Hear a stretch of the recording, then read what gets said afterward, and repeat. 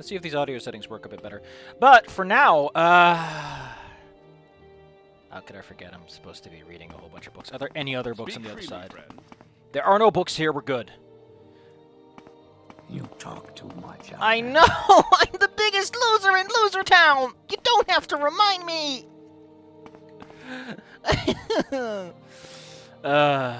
Fragment on Artaeum. Oh, Artaeum. The Isle of Artaeum is the third largest island in the Somerset archipelago, located south of Mordonon village of Potenza, and west of the mainland village of Rankube. It is best known for being home to the Sigic Order, perhaps the oldest monastic group in Tamriel. I mean, they're elves, of course they're the oldest group, you dingus. That's really not a magic trick. The earliest written records of the Sigics is from the 20th year of the First Era, and tells the tale of the renowned Breton sage and author Voronet, traveling to the Isle of Artaeum to meet with Iacasis, the right master of the Sigics. Even then, the Sigics were counselors of kings and proponents of the Elder Way, taught to them by the original race that inhabited Tamriel. The Elder Way is a philosophy of meditation and study that is said to bind the forces of nature to the individual will. It differs from Magicka in origin, but the effects are much the same. That said, it is perhaps more than a coincidence that the Isle of Artaeum literally vanished from the shores of Somerset at the beginning of the Second Era, at around the time of the founding of the Mages Guild in Tamriel. Various historians and scholars have published theories about this, but perhaps none but Iacasis and his own could shed light on the matter. 500 years passed, and Artaeum returned. The Sigics on the isle consisted of persons, mostly elves, who had disappeared and were presumed dead in the Second Era. They could or would not offer any explanation for Artaeum's whereabouts during that time, or the fate of Iacasis and the original council of the Artaeum. Currently, the Sigics are led by Lore Master Colorus, who has presided over the Council of Artaeum for the last two... Why do I keep saying Artaeum? It's Artaeum.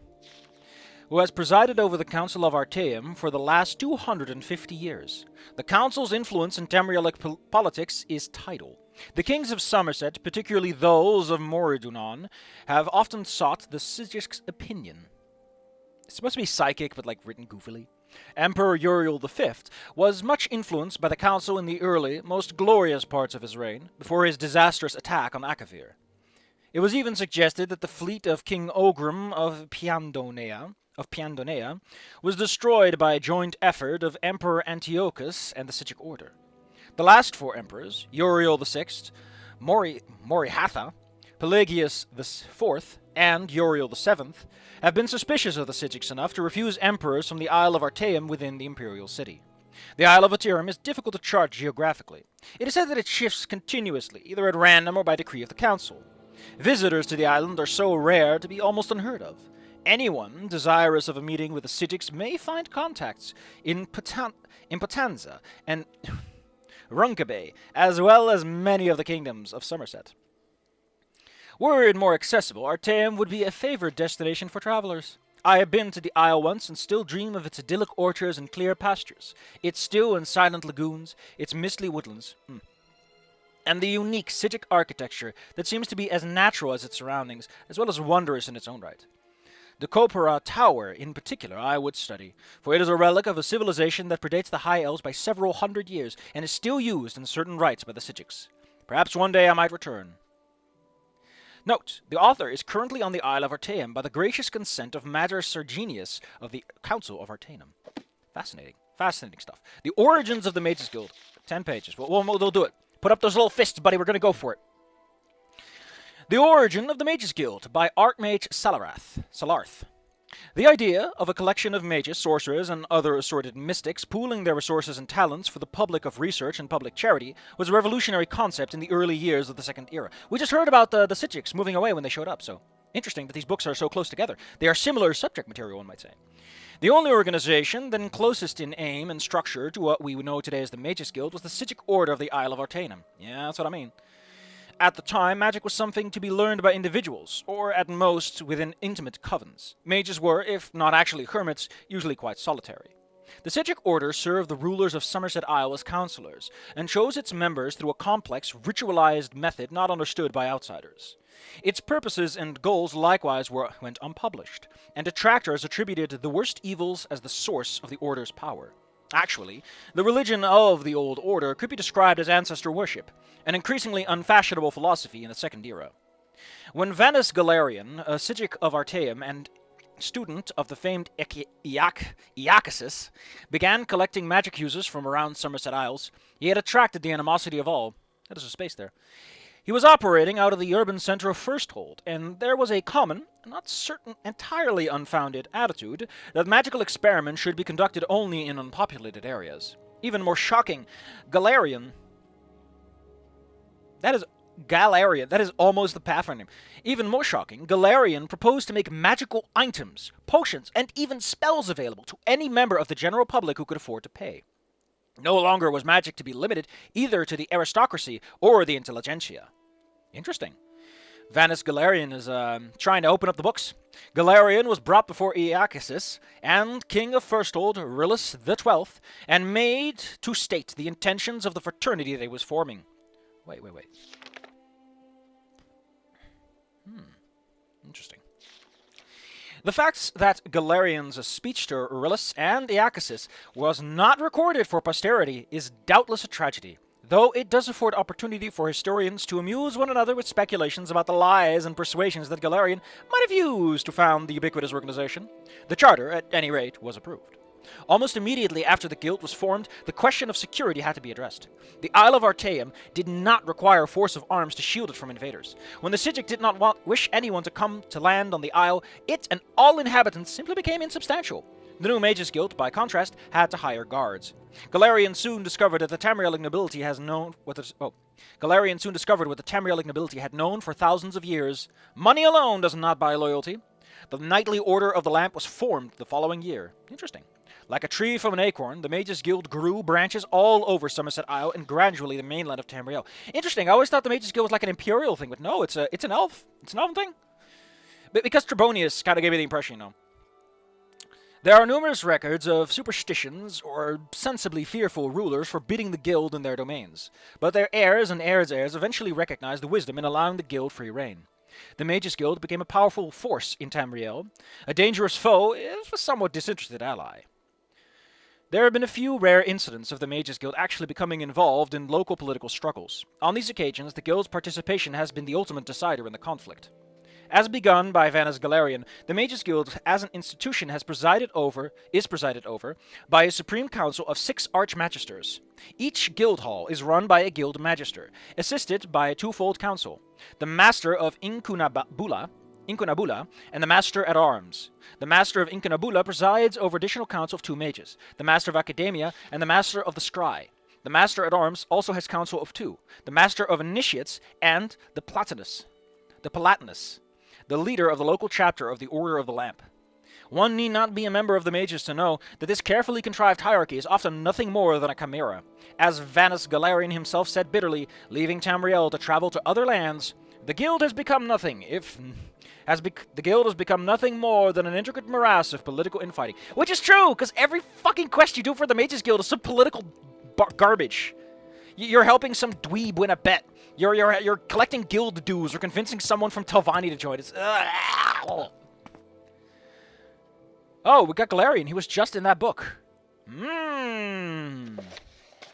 Garlerion the Mystic by Asgrim Kolsgrerg. Kolsgrerg. What a name! During the early bloody years of the Second Era, Vanus Garlerion was born under the name Trectus, a serf on the estate of a minor nobleman, Lord Girnas of Solicic on Kur. Trectus' father and mother were common laborers, but his father had secretly, against the law of Lord Girnas, taught himself and then Trectus to read. Lord Girnas had been advised that literate serfs were an abomination of nature and dangerous to themselves and their lords, and had closed all bookstores within Solicic on Kur. All booksellers, poets, and teachers were forbidden, except within Garnas's keep. Nevertheless, a small-scale smuggling operation kept a number of books and scrolls in circulation right under Girnas's shadow. When Trectus was 8, the smugglers were found and imprisoned. Some said that Trectus's mother, an ignorant and religious woman fearful of her husband, was the betrayer of the smugglers. But there were other rumors as well. Oh, that's not a period. Whoops. The trial of the smugglers was non-existent, and the punishment swift. The body of Trectus's father was kept hanged for weeks during the hottest summer Solachik Onkur had seen in centuries. 3 months later, Trectus ran away from Lord Ginas's estate.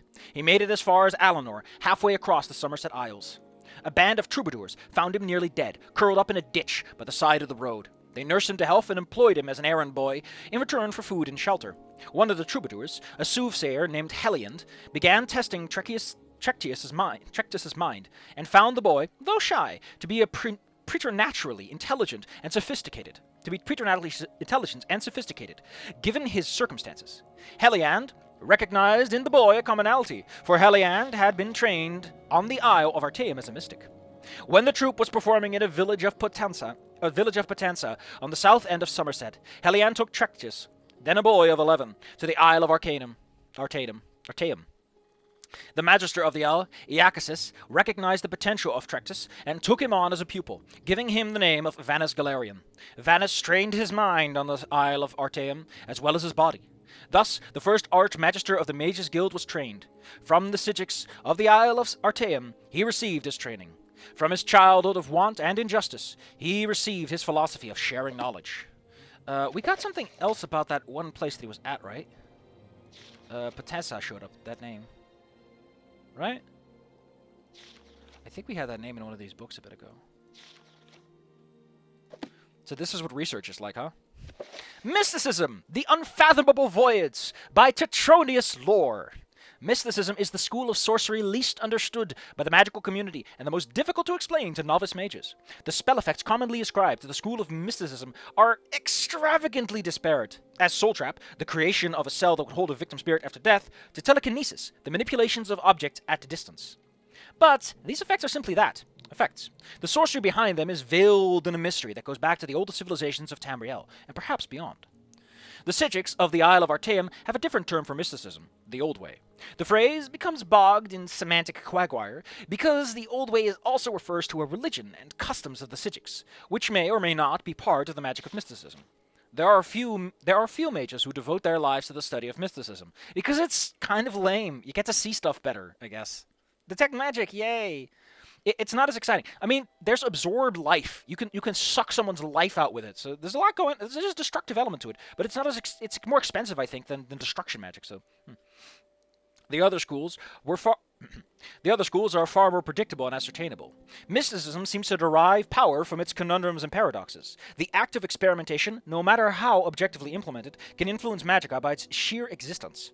Therefore, the mystic must consign himself to finding dependable patterns within a roiling imbroglio of energy. That's a great word. Imbroglio. In the time it takes him to devise an enchantment with a consistent trigger and result, he peers into the other school. His peers in the other schools may have researched and documented dozens of new spells and effects. So it's very difficult to become a mystic. The mystic mage must thus be patient and relatively uncompetitive philosopher. So Garlerion, he's a mystic. He was a mystic. He was like specifically a mysticism because he learned the old ways. Because he went to.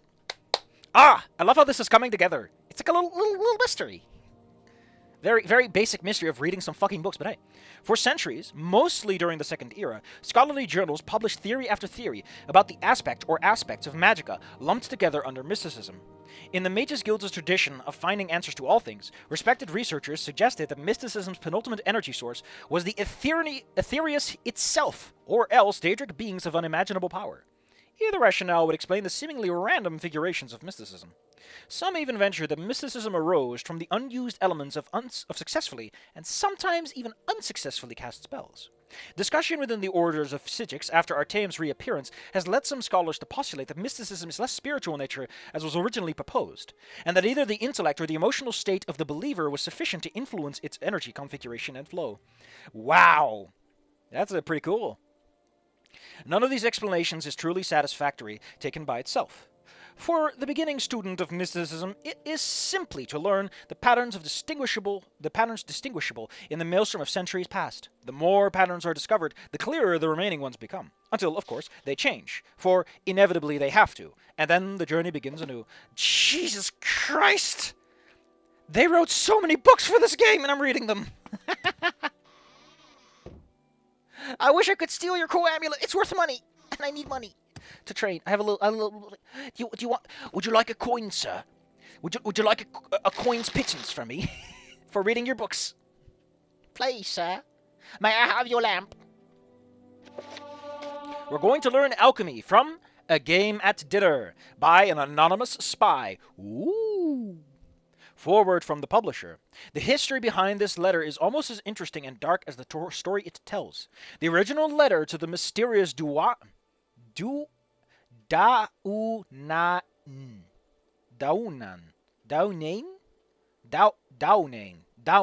The mysterious Daunan was copied and began circling around the ashlands of Vardenfell a few months ago. In time, a print found its way to the mainland, and Prince Hlaalu's Helsef's palace outside of Almalexia. While the reader may conclude, after reading this letter, that the prince would be furious about such a work, in punging his highness with great malevolence, quite the reverse was true. The prince and his mother, Queen Baronzai... Holy shit, she's from, Daggerfall. That's old. That's the lady who went on all those trips. And, touched a Khajiit and was like, wow, that's, Ow! Ouch! Oof! Heard sound effects play. The prince and his mother, Queen Baronzai, had it privately printed onto bound copies and sent it to libraries and booksellers throughout Morrowind. As a matter of record, the prince and the queen have not officially stated whether the letters are a work of pure imagination or based on an actual occurrence. The House Dres has publicly renounced the work, and indeed, no one named Duanain, despite the suggestions in the letter, has ever been linked to the house. We leave the reader to interpret the letter as he or she believes. Written by Neris Gan, the publisher. Or Gon, who knows. Dark Liege Duanain, you have asked for a detailed description of my experience last night, and the reasons for my plea to House Dres for another assignment. I hope I have served you well in my capacity as informant in the court of Prince Helseth, a man who I've previously stated in many previous reports could teach Molag Bal how to scheme. As you know, I've spent nearly a year now working my way into his inner circle of advisors. He was in need of friendship when he first arrived in Morrowind and eagerly took me and a few others. Still, he was disinclined to trust any of us, which is perhaps not surprising given his tenuous position within Morrowind society. For your unholiness's recollection, the prince is the eldest son of Baronzai, who was once the queen of Morrowind and once the queen of High Rock of the kingdom of Wayrest. At the death of her husband, Prince Helseth's stepfather, King Edwyr, King Eadwyr, there was a power struggle between the prince and Eadwyr's daughter, the Princess Ilisana. Though the details of what transpired are imperfect, it is clear that Elisana won the battle and became queen, banishing Helseth and Baronzai. Baronzai's only other child, Morgaya, had already left court to marry and become queen of Somerset Isle in the kingdom of Firsthold. Baronzai and Helseth crossed the continent to return to Morrowind only last year. They were well received by Baronzai's uncle, the current king, Hlaalu Athin Lethan, who had taken the throne after Baronzai's abdication more than 40 years ago. Why does it feel like someone's behind me? It's like I'm reading a sneaky letter and someone is sneaky behind me. Baronzai made it clear that she had no designs on reclaiming the throne, but merely to retire her family estates. Helseth, as you may know, had lingered in the royal court, and many have whispered that while he lost the throne of Wayrest, he does not intend to lose the throne of Morrowind at Lethan's death. Ooh, schemy. I can see why this letter would be poorly received under certain circumstances. I have kept your holiness informed of the prince's movements, meetings, and plots, as well as the names and characters of his other advisors. As you may recall, I've often thought that I was not the only spy in Helseth's court. I have told you that before a particular Dwemer Council of Helseth looked like a fellow I had seen in the company of Tola Serioni, the Archcanon of the Tribunal Temple. Another, a young Nord woman, had been Another, a young Nord woman, has been verified to visit the Imperial Fortress of Balmora. Oh, it's an Imperial Fortress! Holy shit, I didn't know that. Or is it referring to Moonmoth? Because that's a different thing. Of course, in their cases, they may have well been on Helfseth's own business, but I couldn't be certain. I had begun to think myself paranoid as the king himself, as the prince himself. When I found... A lot of selves. I had begun to think myself paranoid as the prince himself when I found myself doubting the sincere loyalty of the prince's chamberlain, Burgess, that's a title, not a name, a Breton who had been in his employ since his days in the court of Wayrest. That is the background on that night, last night. Yesterday morning, I received a curt invitation to dine with the prince. Based only on my own paranoia, I dispatched one of my servants, who is a good and loyal servant of House Dress, to watch the palace and report back anything unusual. Just before dinner, he returned and told me what he had witnessed. A man cloaked in rags had been given entrance into the palace and had stayed there for some time. When he left, my servant saw his face beneath the cloak. An alchemist of infamous repute, said to be a leading supplier of exotic poisons. A fine observer, my servant also noticed that the alchemist entered the palace, smelling of wickweed, bittergreen, and something alien and sweet. When he left, he was odorless. He had come to the same conclusion as I did. The prince had procured ingredients to prepare a poison. Bittergreen alone is deadly when eaten raw, but other ingredients suggest something far deeper. As your unholiness can doubtlessly imagine, I went to dinner that night, prepared for any eventuality. All of King Helseth's other counselors were in attendance, and I noticed that all was slightly apprehensive. Of course, I imagined that I was in a nest of spies, and all knew of the prince's mysterious meetings. It was just as likely that some knew of the alchemist's visits, while others were simply concerned by the nature of the prince's invitation. And still others merely unconsciously adopted the tense disposition of the fellow, better involved counselors. The prince, however, was in a fine metal, and soon everyone had...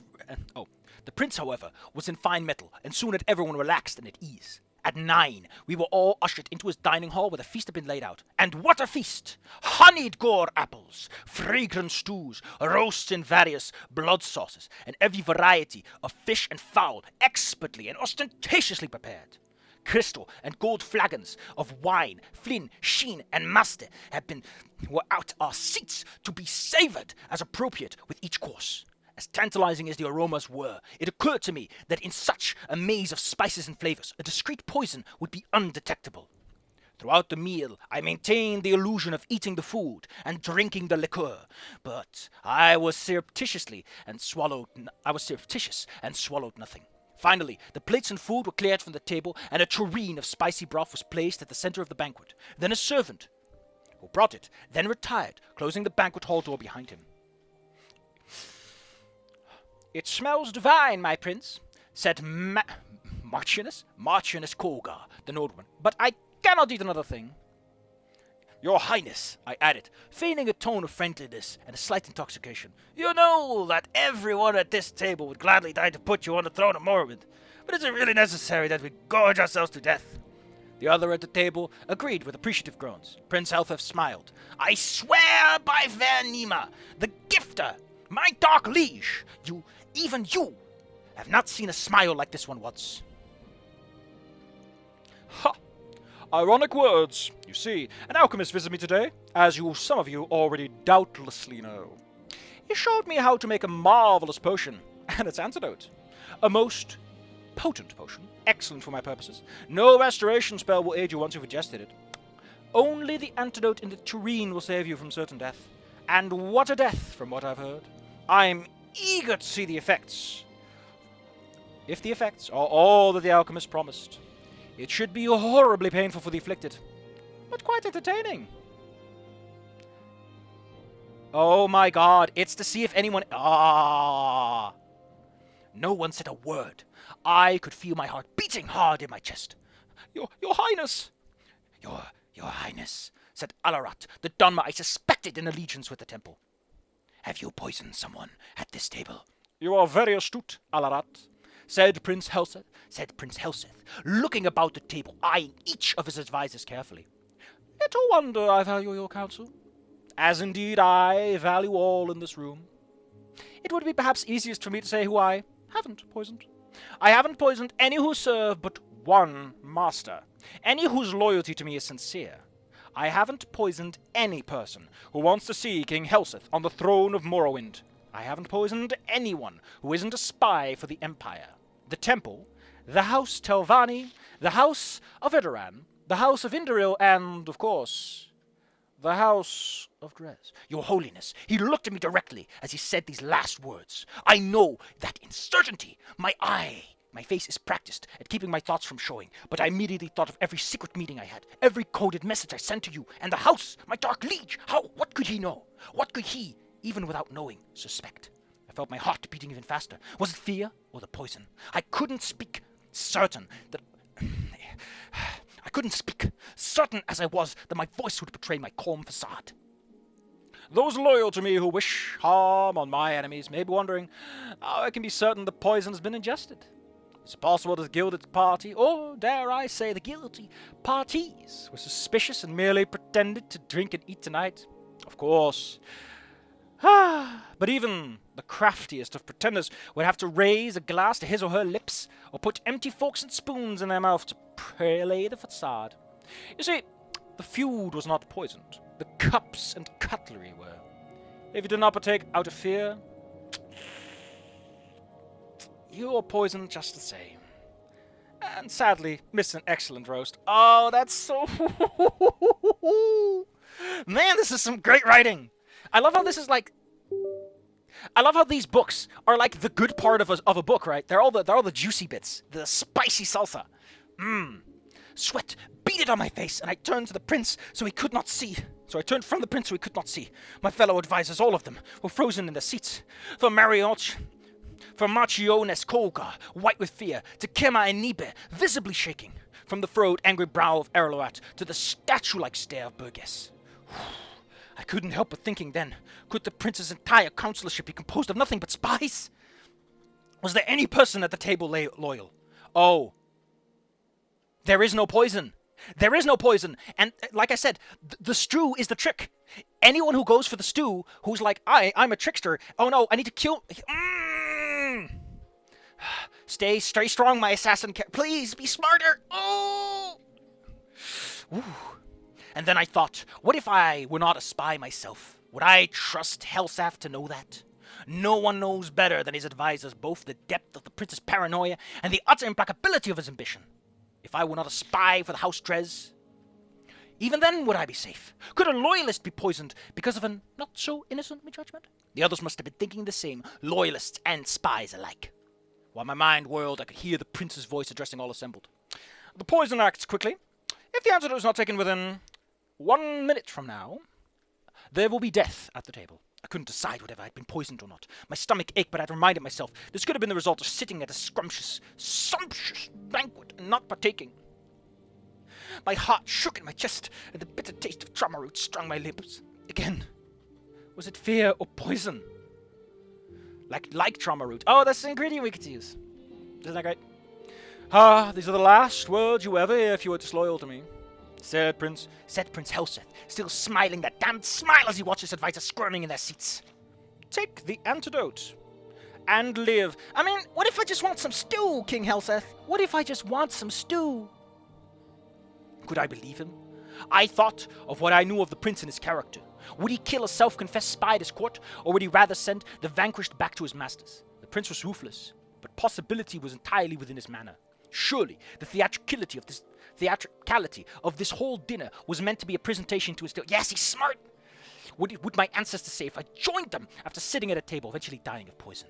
What would I say if I took the poison, confessing my allegiance to you and House Dres, and was summarily executed? Ooh, spicy! And I confess, I thought of what you might do to me even after I was dead. Because apparently you can like summon the ghosts of people at those ancestor tombs. That's why they have them. You can just summon your dad and go, "Hi, Dad," and you stab your dad, and you're like, "Fuck you." I'd grown so lightheaded and filled with my own thoughts that I did not see Burgess jumping from his seat.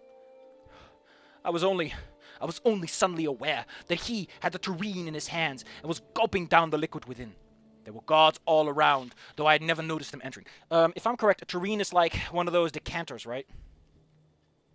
Give me a moment. I will look this up.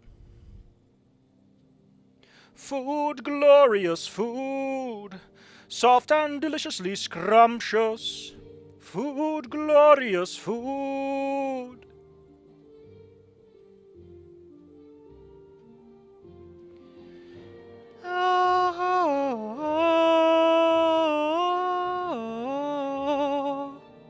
No, it's one of those soup pouring things. Aww. Wah, wah. I'm stupid. Sorry. Burgess, said Prince Helseth, still smiling. You have, spent some time at Ghostgate? House Redoran? You didn't know? Burgess laughed sourly. No house? Report to your stepsister, the Queen of Rayrest. I've always been an employee by Akatosh, who poisoned me because I thought I was working with those damnable high elves. Sorry. You poisoned me by Akatosh. You poisoned me because you thought I was working for some damnable high elves. You are half right, said the prince. I didn't guess who you were working for. Or even that you were a spy. But you're also wrong about me poisoning you. You poisoned yourself when you drank from the tureen. Your Holiness, I did not... Your Holiness, you don't need to hear how Burgess died. I know that you have seen many, much over the many years of your existence, but you truly do not want to know.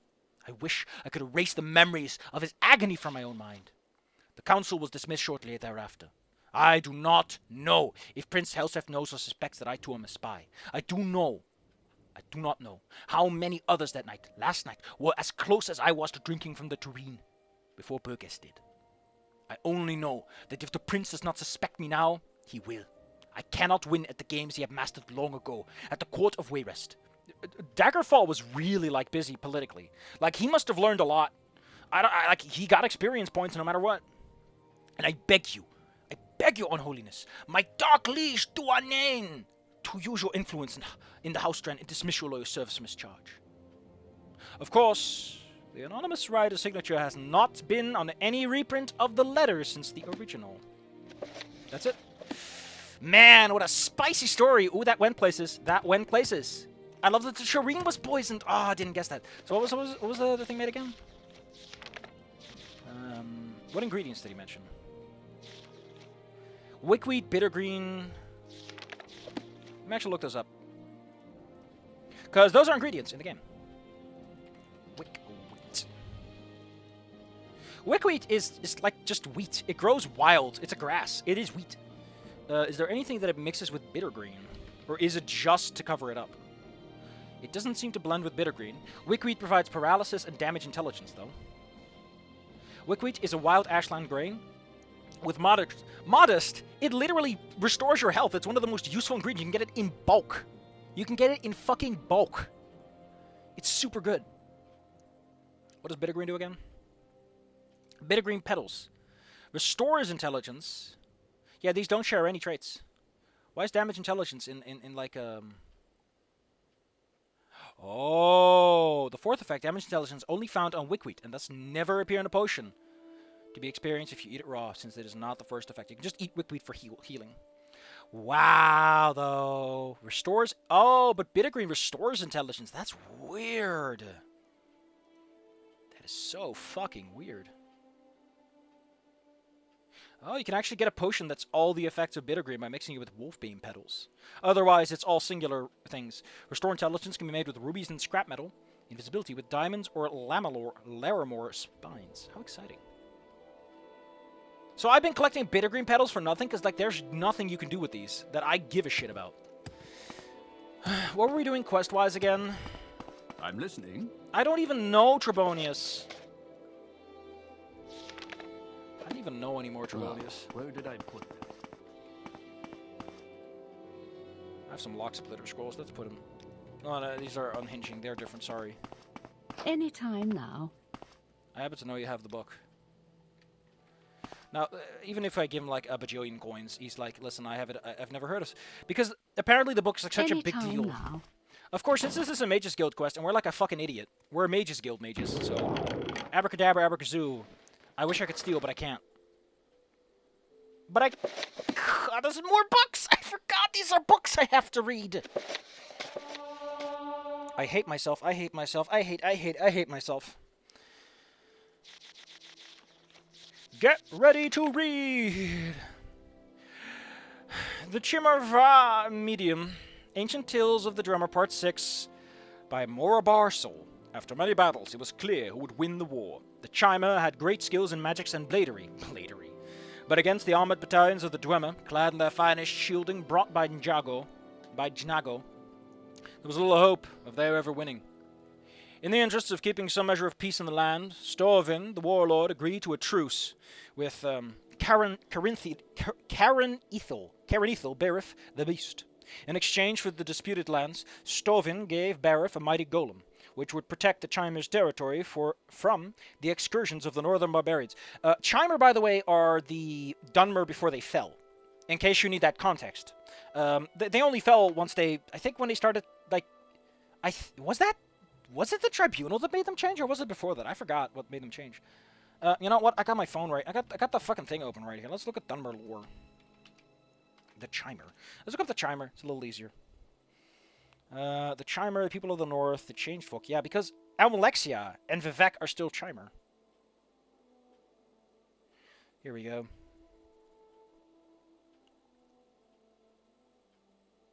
They followed the prophet Veloth, who spoke to them on behalf of Boethia, the prince of Ploths, and two other good Daedra.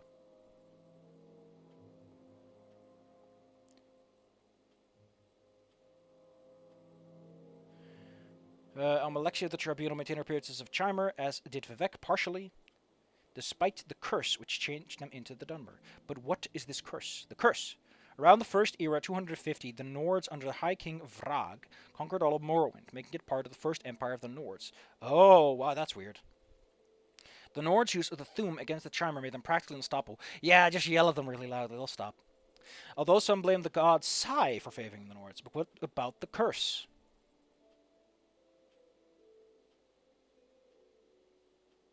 Eventually dispute over the Dwemer's discovery, the heart of Lorkhan led to the War of the First Council, which culminated in the Battle of Red Mountain. Oh, we read about that recently. A few years later, the betrayal of the oath by the Tribunal led to the curse.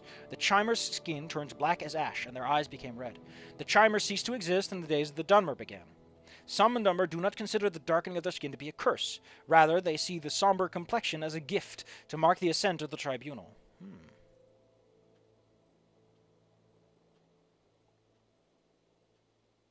Oh, the friendship between the Chimer leader Nerevar and the Dwemer leader Dumak forged the basis of an alliance. Oh, fuck.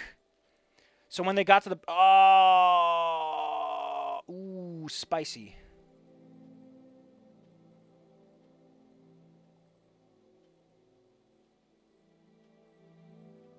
Azura said, "This is not my act, but your act. You have chosen this fate and the faith of your people, and all Dwemer shall share your fate now until the end of time. You think of yourselves as God, but you are blind, and all is darkness." Damn. Anyway, we got books to read. Berith was delighted with his gift and brought it back to his camp, where all of his warriors gaped in awe at it at the school golem. Sparkling gold in hue, it resembled a Dwemer cavalier with a proud aspect. To test its strength, they placed the golem in the center of an arena and flung magical bolts of lightning at it. Its agility was such... Oh, yeah, this is heavy armor. Its agility was such that few of the bolts struck it. It had the wherewithal to pivot its hips to avoid the brunt of the attacks without losing its balance, feet firmly planted on the ground. A vault of fireballs followed, which the golem ably dodged, bending its knees and its legs to spin around the blasts.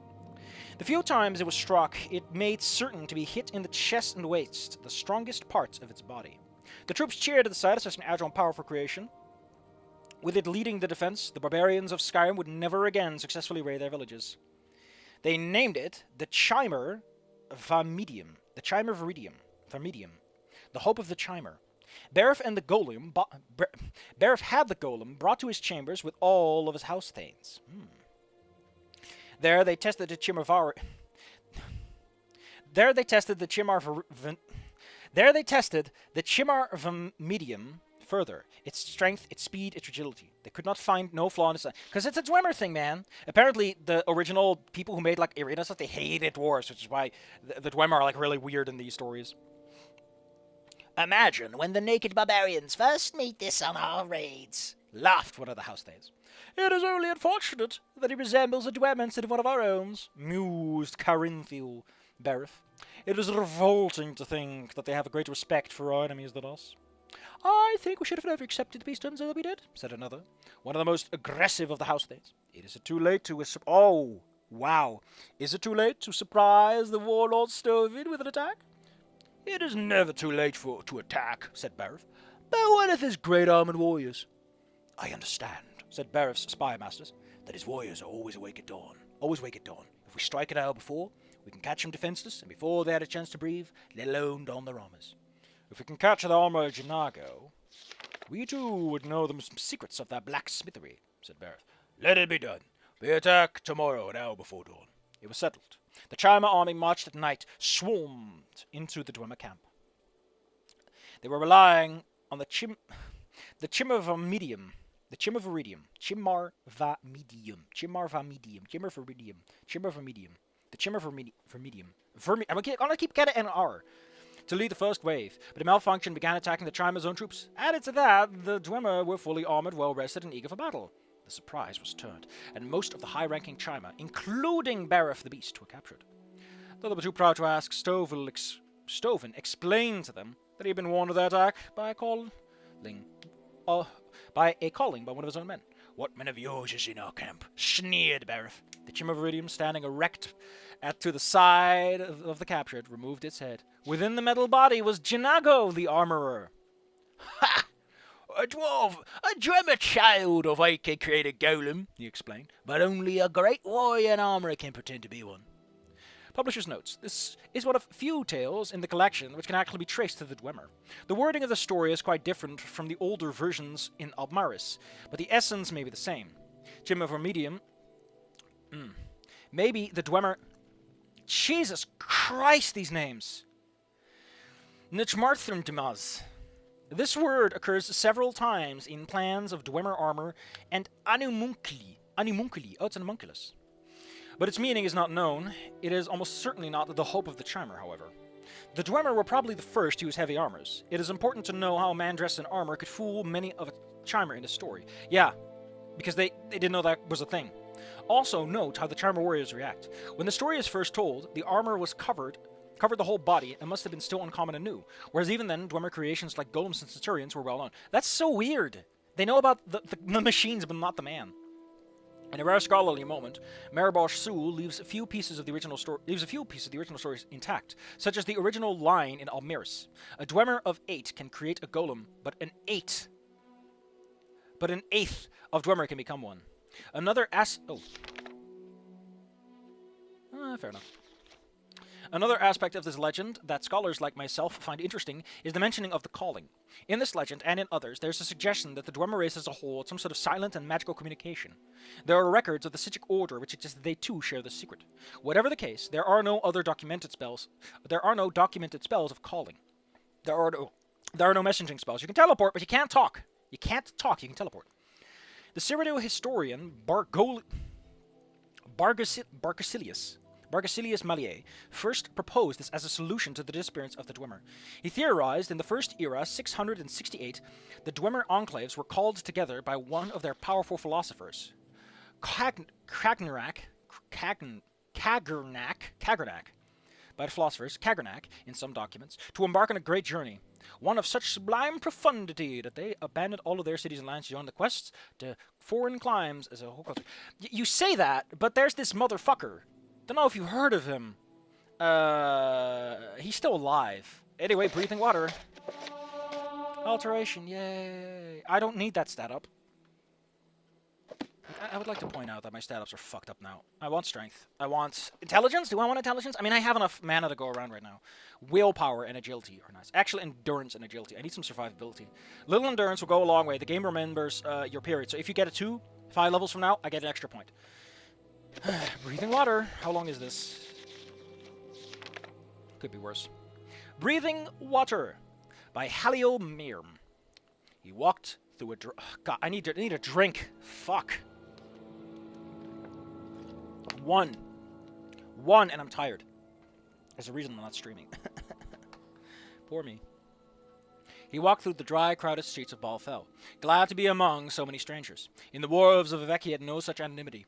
They knew him to be a smuggler, but here, he could be anyone. A lower-class peddler, perhaps. A student, even. Some people even pushed against him, as he walked past as if to say, "We would not dream of being so rude as to acknowledge that you don't belong here." Ha!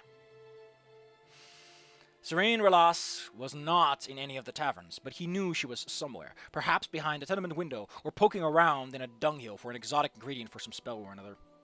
He knew a little of the ways of the sorceresses, but that they always seemed to be doing something eccentric. Because of this prejudice, he nearly passed by the old Dwemer woman having a drink from a well. It was too prosaic, but he knew from the look of her that she was Serene Relas, the great sorceress. I have gold for you, he said to Abak. I will, if you teach me the secret of breathing water. She turned around, a wide, wet grin stretched across her withered features. I ain't just drinking it, boy.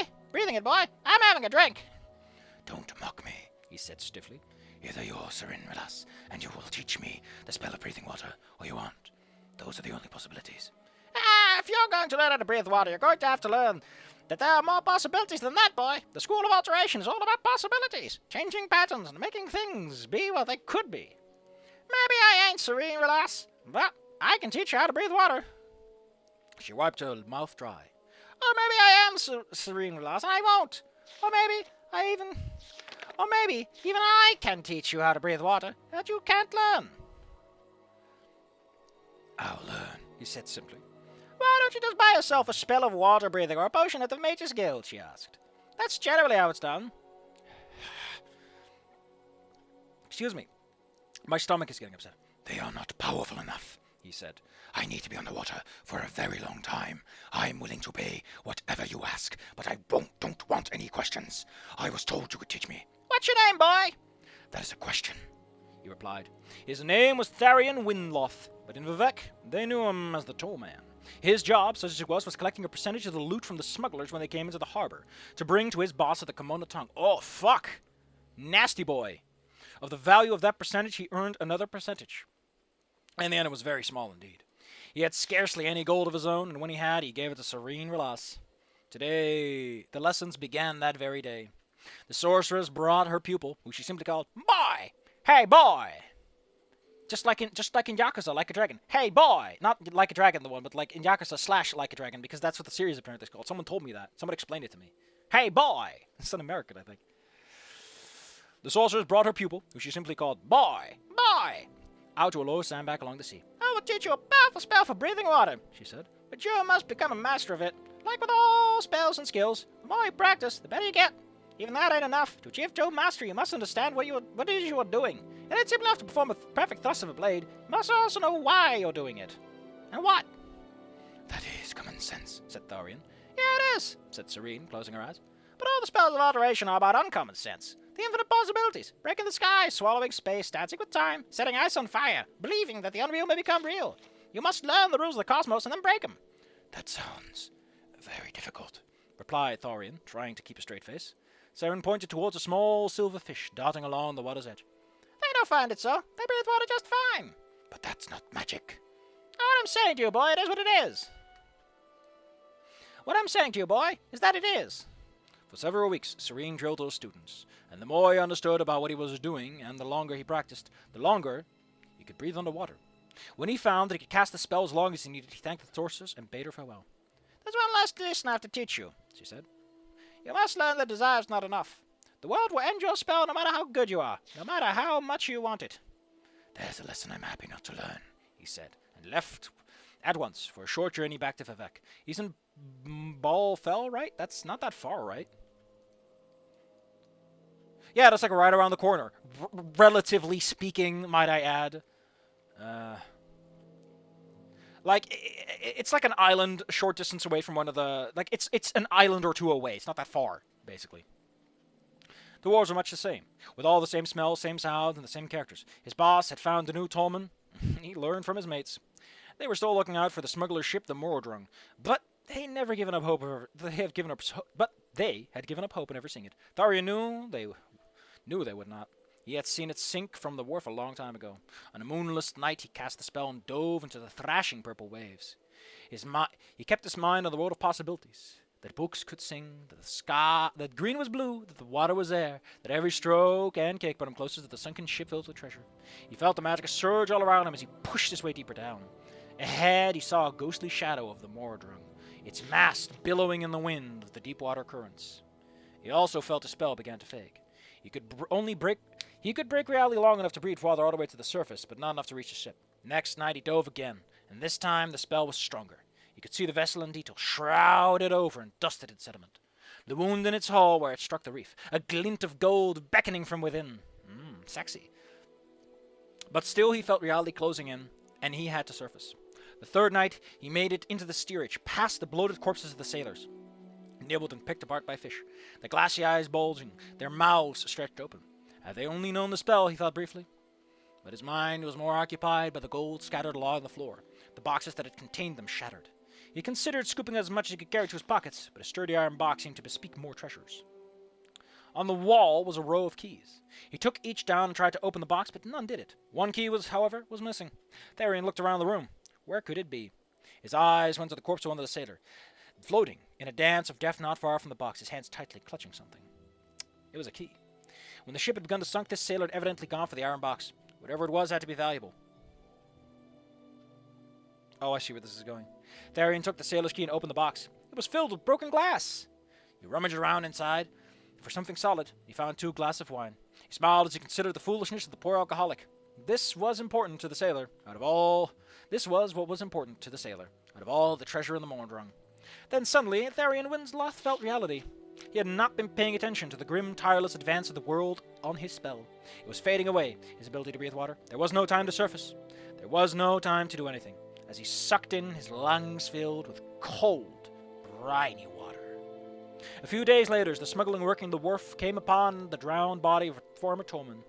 Finding a body in the water for Vec was in itself not noteworthy, but the subject that they discussed over many bottles of Flynn was how did it happen that he drowned with 2 potions of water breathing in his hands?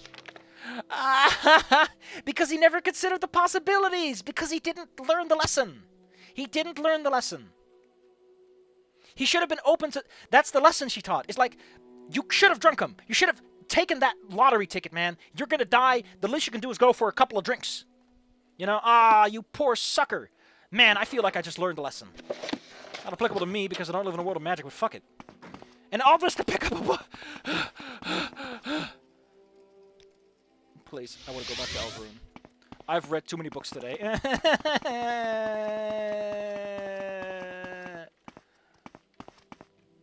Here's your book.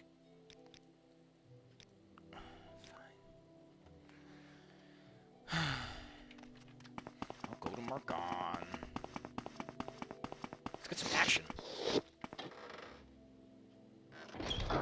What brings you out of a room such as this?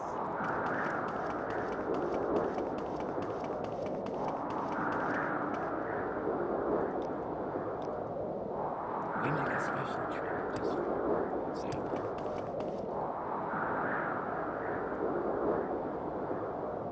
This might go poorly, though.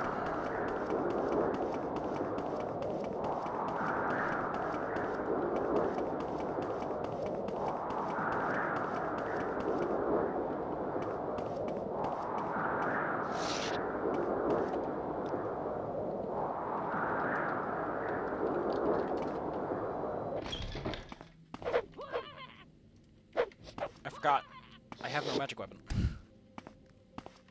I'm utterly useless. Quick question. Wrong. But, you know, fair chance. You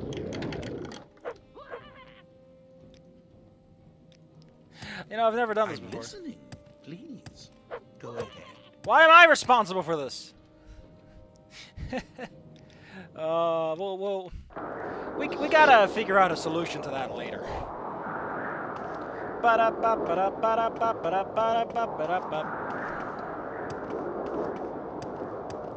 What misery.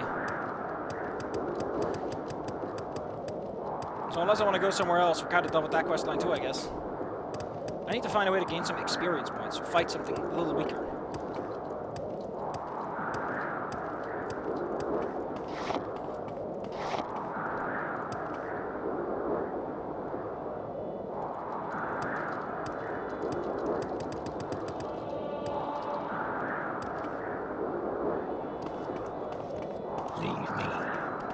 I think we're gonna go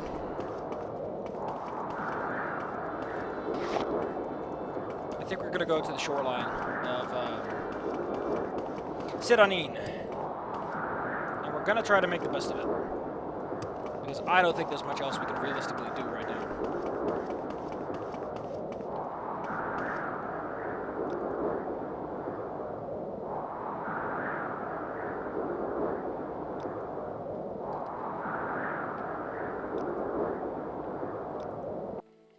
Where would you like to go? Anywhere but here, dude. Anywhere but here.